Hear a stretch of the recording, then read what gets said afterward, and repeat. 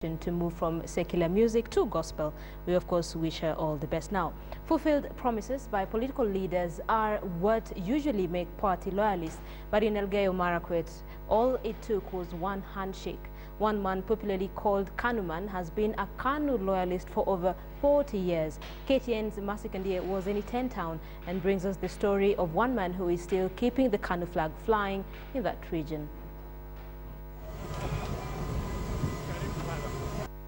The political season may be over, but in Iten town,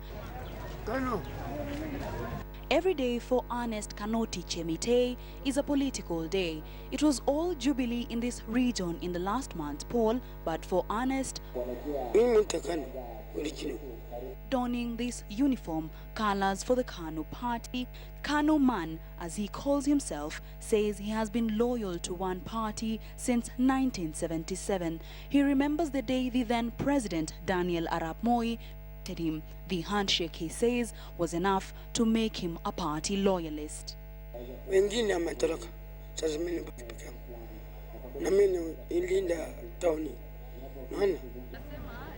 He says even when the party lost its popularity in the region, he remained loyal.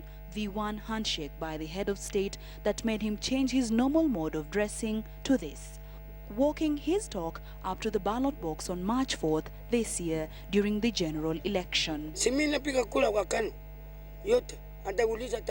But that is not his only title. He says being a party loyalist, he helps in community policing. And though he may not be in the party's leadership, here he is his own leader.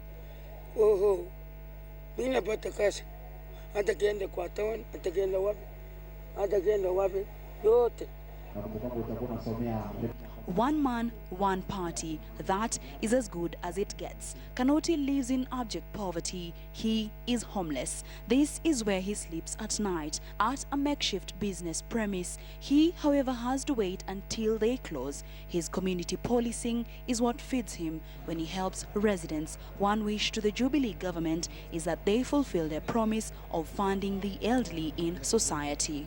Aliamini kwamba Kanu ndio hiyo maisha yake. Sasa ndio naona kwamba iliendelea namna hiyo mpaka wakati huu. Na juzi alikuwa amelala kabisa chini, lakini wakati Kanu alianza kuvuka hapa Iten, ndio akaanza kupata nguvu.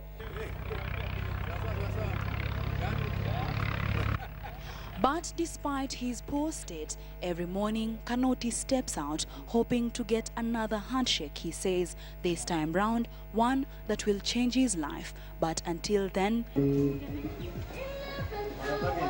his walk and his talk are all he's got. Sergeant Major Kanoti, as he is popularly referred to by residents of Iten town, has his pride during the day, but his pride ends with the sunlight, because when dusk falls, he has to come back and sleep in this very deplorable state. Masikandia, KTN, Iten, Elgeyo Marakwet County.